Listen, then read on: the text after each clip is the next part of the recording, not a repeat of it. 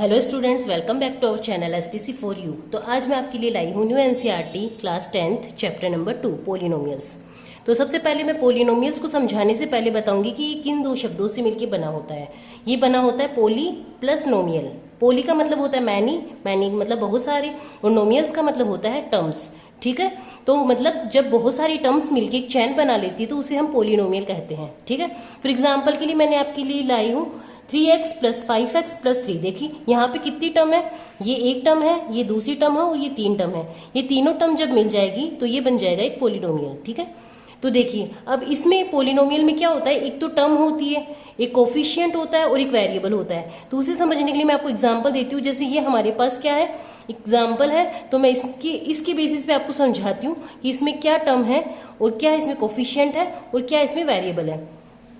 जैसे हमें गिवन है कि 3x² प्लस 5x प्लस 3, ये हमारी क्या है, इक्वेशन। ठीक है, तो यहाँ पे इक्वेशन में टोटल टर्म कितनी है, एक टर्म तो ये है, फिर प्लस का साइन, फिर सेकंड टर्म है 5x, फिर प्लस का साइन और फिर है 3। तो ऐसी टोटल टर्म्स हो गई हमारे 3। तो यहाँ जब बात करते हैं टर्म्स की, तो जब यहाँ पे आ जाएंगे 3 टर्म्स, एक हो जाएगा 3x², एक हो जाएगा 5x और एक हो जाएगा 3। ठीक है, फिर बात करते हैं कोफिशिएंट की। तो कोफिशिएंट क्या होता है, वो नंबरिक पार्ट होता है जहाँ पे मतलब जो भी इक्वेशन के अंदर नंबर्स होते हैं वो सारे कोफिशिएंट होते हैं। जैसे यहाँ पे अपने पास है और यहाँ पे, मतलब अपने को कहना क्या है कि जो x² के मल्टीप्लाई में है वो हमारा कोफिशिएंट है, यहाँ x के मल्टीप्लाई में वो यहाँ कोफिशिएंट है। तो नंबर्स का जो पार्ट है वो यहाँ कोफिशिएंट है।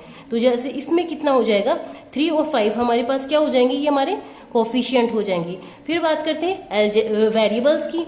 तो वेरिएबल क्या होता है, किसी भी इक्वेशन में वेरिएबल अल्फाबेटिक होता है। जैसे अल्फाबेटिक टर्म्स को हम वेरिएबल कह सकते हैं। तो यहाँ देखिए x² है, यहाँ है x, तो कुल मिला के यहाँ बात किसकी चल रही है, x की। तो हम अपने वेरिएबल को कह सकते हैं x यहाँ वेरिएबल है। ठीक है, तो अब हम बताएंगे आपको कि टाइप्स ऑफ पोलिनोमियल्स कि कितने टाइप के होते हैं पोलिनोमियल। तो ये जब बात करते हैं टर्म्स की बेसिस पे, तो उनके टाइप्स होते हैं 3, मोनोमियल, बाइनोमियल और ट्राइनोमियल। जैसे कि आपको नाम से ही पता चल रहा है, मोनोमियल, अगर मैं एग्जांपल दूं जैसे अकेला 3x² जिसमें केवल एक सिंगल टर्म होती है वो होता है मोनोमियल। ठीक है, और जिसमें 2 टर्म होती है बाइनोमियल, नाम से जैसे हमें पता चल रहा है, जैसे 3x² प्लस 5x ओनली 5। ठीक है, तो ये हमारा क्या हो गया, बाइनोमियल का एग्जाम्पल हो गया, क्योंकि इसमें 2 टर्म्स की बात चल रही है। फिर बात करते हैं ट्राइनोमियल, जिसमें 3 टर्म हो, जो हमने स्टार्टिंग में एग्जाम्पल लिया था वो हमारा ट्राइनोमियल का एग्जाम्पल था। फिर जो भी अगर 3 से ज्यादा किसी में टर्म आ रही है, जैसे कि कोई एग्जाम्पल हो जिसमें ज्यादा टर्म आ रही हो, तो वो हमारे पोलिनोमियल में आ जाएगा। ठीक है, तो बेसिकली इसके 3 ही टाइप्स होते हैं, मोनोमियल, बाइनोमियल, ट्राइनोमियल, और आपको इन्हीं का ध्यान रखना है। और अगर 3 से ज्यादा होते हैं तो वो पोलिनोमियल्स में आ जाते हैं। ठीक है स्टूडेंट्स, तो बात करते हैं डिग्री ऑफ ए पोलिनोमियल्स। तो क्या होती है डिग्री, डिग्री वैसे हम बोले तो हाईएस्ट पावर को कह सकते हैं हम, किसी भी वेरिएबल की हाईएस्ट पावर को हम डिग्री कह सकते हैं। जैसे इसमें देखिए वेरिएबल क्या है, हमारे पास x है, पूरे के अंदर एक ही वेरिएबल होता है पूरी इक्वेशन में। तो जैसे यहाँ पे x है तो इसकी हाईएस्ट पावर क्या होगी, इसकी कोई पावर नहीं है तो हम इसे 1 मान सकते हैं, बट इसकी पावर 2 है, हमें गिवन है, तो इस पूरी इक्वेशन में हाईएस्ट पावर क्या होगी, पावर होगी 2। तो यहाँ पे हम इसे कह सकते हैं डिग्री ऑफ द पोलिनोमियल। ठीक है, तो बेसिकली डिग्री किसे कहेंगे हम, पोलिनोमियल की जो हाईएस्ट पावर होगी वही हमारी डिग्री होगी। और डिग्री भी हमारे 3 टाइप्स की होती है, जब पावर 1 होती है, जब पावर 2 होती है और जब पावर 3 होती है। तो देखते हैं, देखिए कोई एग्जाम्पल है, जैसे मैंने एग्जाम्पल लिया है 2x - 1, तो यहाँ पे x के ऊपर कोई पावर नहीं है तो मैंने यहाँ 1 लगा दिया। ठीक है, तो यहाँ पे हाईएस्ट पावर कितनी है, 1 है, तो उसकी डिग्री क्या हो जाएगी, 1। और वैसे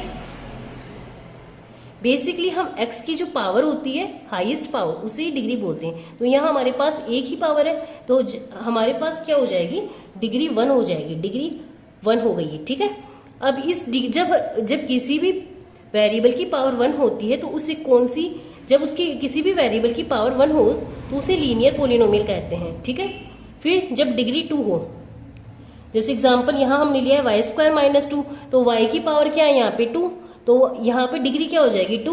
तो जब पावर 2 होती है तो वो होती है क्वाड्रेटिक पोलिनोमियल। ठीक है, और जब पावर 3 होती है मीन्स जब डिग्री 3 हो हमारे पास, एग्जाम्पल है x की पावर 3 + 4, इसे क्यूब भी कहते हैं वैसे, तो इससे आप नाम भी याद रख सकते हो, जैसे 3 को क्यूब कहते हैं तो क्यूबिक पोलिनोमियल ही कहलाएगा। ठीक है, तो ये हो गया हमारा बेसिस ऑफ डिग्री। डिग्री की बेसिस पे क्या होगा, एक तो लीनियर पोलिनोमियल होगा, एक क्वाड्रेटिक पोलिनोमियल होगा और एक होगा हमारा क्यूबिक पोलिनोमियल।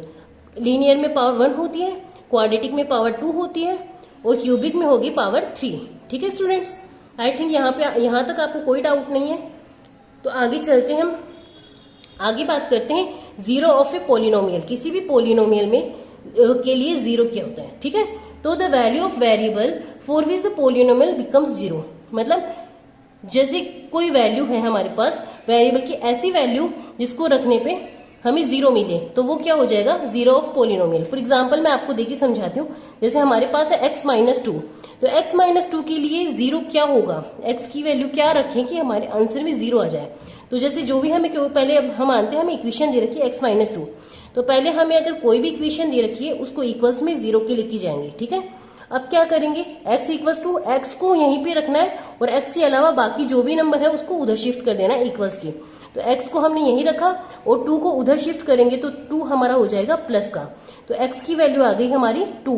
तो ये जो x की वैल्यू आई है उसे ही हम जीरोस कहेंगे इसके लिए। फॉर एग्जाम्पल आप चेक कर सकते हो, जैसे जो हमारी वैल्यू आई है उसको हम x की जगह पुट करेंगे तो 2 - 2 इक्वल्स टू क्या हो जाएगा, जीरो। मतलब ऐसी वैल्यू जिसको वेरिएबल की जगह पे रखने पे इक्वेशन की वैल्यू जीरो आए तो वो हमारा हो जाएगा जीरो ऑफ पोलिनोमियल।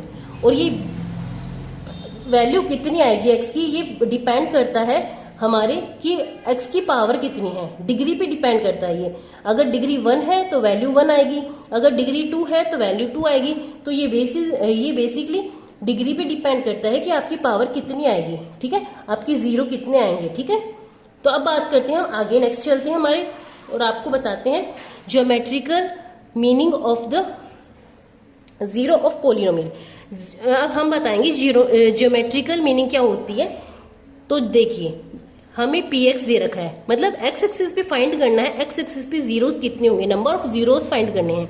तो हमें फाइंड करना है number of zeros, x axis पे कितने जीरोस है ये हमें फाइंड करने हैं। ठीक है, तो उसके लिए हम क्या करेंगे, अगर हमें ये देखना है कि कोई लाइन इस x एक्सिस पे कितनी बार टच कर रही है, जितनी बार वो लाइन इसको टच करेगी वही हमारे नंबर ऑफ जीरोस होगा। जैसे अगर मैं कोई लाइन यूं ड्रॉ करती हूँ तो देखिए ये x एक्सिस पे कितनी बार इसको टच कर रही है, x एक्सिस को, ये x एक्सिस को टच नहीं कर रही है, तो यहाँ हमारा नंबर ऑफ जीरोस क्या हो जाएगा, जीरो, क्योंकि ये इसको टच नहीं कर रही है। इट मीन्स यहाँ पे नंबर ऑफ जीरोस जीरो हो जाएंगे। ठीक है, अब अगर मैं ऐसे कोई लाइन बनाती हूँ तो देखिए x के लिए हम फाइंड कर रहे हैं नंबर ऑफ जीरोस, तो x एक्सिस को कितनी जगह से काट रहा है, यहाँ पे यहाँ वैल्यू हो रही है और यहाँ पे, मतलब 2 जगह से ये इसको टच कर रही है। टच कर रही हो या काट रही हो बात इक्वल होती है। ठीक है, तो यहाँ हमारे पास नंबर ऑफ जीरोस क्या हो जाएंगे, नंबर ऑफ जीरोस हमारे पास इसके लिए हो जाएंगे 2, क्योंकि ये हमारी x एक्सिस को 2 जगह से टच कर रही है। ठीक है, और ऐसे हम कोई लाइन लेके जाते हैं तो ये क्या होगा, 1 2 3, मतलब कुल मिला के कहने का मतलब ये है कि जितनी बार हमारी लाइन x एक्सिस को टच करेगी वही हमारे नंबर ऑफ जीरोस होगा। ठीक है स्टूडेंट्स, तो अब बात करते हैं relationship between zero and coefficient. हमारे चैप्टर में हमें ये सबसे इंपॉर्टेंट चीज है जो आपको ध्यान रखना है, relationship between zero and coefficient. ये कोफिशिएंट और जीरो के बीच की रिलेशनशिप कैसे फाइंड कर सकते हैं, तो उसके लिए हमें छोटे छोटे से 2 फॉर्मूले दे रखे हैं। Sum of zeros equals to -b/a और product of zeros equals to जाएगा c/a। तो इसके लिए देखिए अगर आप बात करते हैं सम ऑफ जीरो, तो एक एग्जाम्पल लेते हैं, जैसे हमने एग्जाम्पल लिया है वैसे ही एग्जाम्पल आपका एक्सरसाइज का ही लिया है मैंने, तो आपके लिए वहां पे भी थोड़ा अच्छा रहेगा। जब आप एक्सरसाइज करोगे तो आपको पहले से समझा हुआ रहेगा। तो जैसे हम एक स्टैंडर्ड फॉर्म मानते हैं, स्टैंडर्ड फॉर्म में क्या होती है कि इक्वेशन ax² + bx + c, ये हमारी स्टैंडर्ड फॉर्म हो गई है। ठीक है, तो यहाँ पे हमने इसको इस स्टैंडर्ड फॉर्म में लिखेंगे, तो ये क्वेश्चन हमें पहले से स्टैंडर्ड फॉर्म में है, पहले x की पावर 2 फिर x और फिर सिंपल नंबर। ठीक है, तो सबसे पहले इक्वेशन लिखेंगे। अब आपको फाइंड क्या करना है, सम ऑफ जीरोस और प्रोडक्ट ऑफ जीरोस। अब देखिए पावर 2 है तो डिग्री के बेसिस पे हम कह सकते हैं कि इसकी x की वैल्यू 2 आएगी। तो सबसे पहले हम इसको आगे करते हैं। ठीक है, तो फैक्टर करना पड़ेगा हमें। तो आपको क्या करना है, पहले फर्स्ट और लास्ट नंबर का मल्टीप्लाई करना है। जब मैंने 8 को मल्टीप्लाई किया x² से तो मेरे पास आ जाएगा 8x²। ठीक है, और बीच में हमारे पास है माइनस का 2x, तो तो हमें ऐसे दो नंबर चाहिए जिनको हम प्लस या माइनस करें तो हमारे पास -2x आए, और जिनका प्रोडक्ट करने पे हमारे पास 8x आए, 8x² आए। तो अगर आपको इजीली आता है तो ठीक है, और अगर आपको नहीं आता तो आप फैक्टर करके देख सकते हो। जैसे मैंने 8 का फैक्टर किया है, 2 की टेबल से किया, 4 टाइम आ जाएगा, 2 की टेबल से किया तो डायरेक्ट 4 की टेबल से भी कर सकते हैं, ठीक है, या 2 की टेबल से भी करोगे तो 2 आ जाएगा, लास्ट 1 आ जाएगा। तो 2 2 4, हमें दो ही नंबर चाहिए, तो ये हो जाएगा 4, ये हो जाएगा 2, तो 2 × 4, ये दो नंबर हम लेंगे तो इनका प्रोडक्ट कितना हो जाएगा 8। और अगर हम इन प्लस माइनस करें तो अगर देखिए नंबर, अगर हम बड़ा वाला नंबर माइनस का ले लें तो प्लस माइनस हमारे पास क्या हो जाएगा, माइनस का 4 और प्लस का 2, तो प्लस माइनस करने पे हमारे पास क्या आएगा, माइनस का 2, क्योंकि साइन हमेशा बड़े नंबर का आता है और माइनस प्लस माइनस हमेशा माइनस होता है। और यहाँ हम जब प्रोडक्ट करेंगे तो यहाँ माइनस का 8 आ जाएगा। इट मीन्स वो दो नंबर क्या हो सकते हैं, माइनस का 4 और 2 हो सकते हैं, कि इनको मल्टीप्लाई करने पे हमारे पास 8 आ रहा है माइनस का, और इनको प्लस या माइनस करने पे हमारे पास 2 आ रहा है, ठीक है। तो अब रखते हैं इनकी जगह वैल्यू। तो फर्स्ट और लास्ट डिजिट सेम रखनी है आपको, फर्स्ट और लास्ट सेम रखोगे, जो फैक्टर है वो बीच में रखेंगे।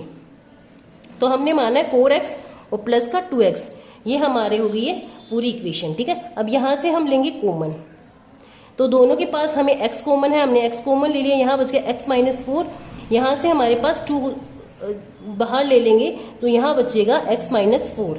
ओवरऑल में हमारे पास कॉमन क्या आ रहा है, x - 4, और बचा क्या है x + 2।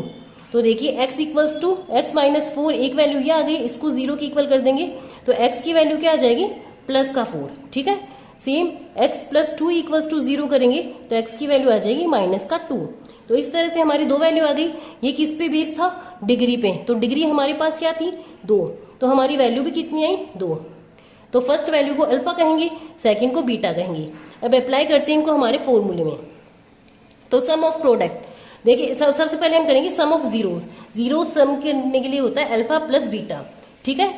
तो अल्फा प्लस बीटा की वैल्यू क्या आएगी, अल्फा की वैल्यू है हमारे पास 4 और बीटा की है -2, तो हमारे पास आंसर में क्या आएगा 2 आएगा, ठीक है। अब अगर हमें चेक करना है कि हमारा आंसर सही है तो वेरिफिकेशन के लिए हम रख सकते हैं फॉर्मूले में वैल्यू क्या होती है, अल्फा प्लस बीटा की वैल्यू होती है b/a, तो b क्या होगा, देखिए हमने स्टैंडर्ड फॉर्म में लिखा था, इसका मतलब ये हमारा a है, इस ठीक है, और इसको b मानेंगे, -2 हमारे पास हो जाएगा b और c हमारे पास हो जाएगा -8, ठीक है। तो हमारे पास है b की वैल्यू क्या हो जाएगी हमारे पास, माइनस फॉर्मूले में तो हमने माइनस लगा दिया, और b क्या है हमारे पास -2, तो हम लगा देंगे -2, और a की वैल्यू हमारे पास है 1, तो हम लगा देंगे 1, तो माइनस से माइनस कैंसिल और आ जाएगा 2। अल्फा प्लस बीटा और फॉर्मूला हमारे पास दोनों इक्वल आ रहे हैं, ठीक है। अब हम करेंगे alpha into beta, product of zeros, ठीक है। तो इसके लिए होता है c/a, तो उसके लिए होगा c/a। तो अल्फा की वैल्यू क्या थी 4 और मल्टीप्लाई बीटा की वैल्यू हमारे पास क्या थी -2, ठीक है। तो इनका प्रोडक्ट करने पे क्या आएगा -8, ठीक है। और यहाँ हम इसका वेरिफिकेशन करने के लिए फॉर्मूले पे जाएंगे, तो यहाँ पे c है, c की वैल्यू कितनी है -8, तो यहाँ हम लिख देंगे -8, और a की वैल्यू कितनी 1, तो डिवाइड करेंगे तो हमारे पास क्या आएगा -8। हमारी दोनों साइड इक्वल आ रही है, यहाँ पे भी हमारी दोनों साइड्स इक्वल आई थी, इट मीन्स हम कह सकते हैं कि हमारा क्वेश्चन सही जा रहा है। तो ठीक है स्टूडेंट्स, तो ऐसे ही आगे क्वेश्चंस हम सोल्व करेंगे हमारी एक्सरसाइज में।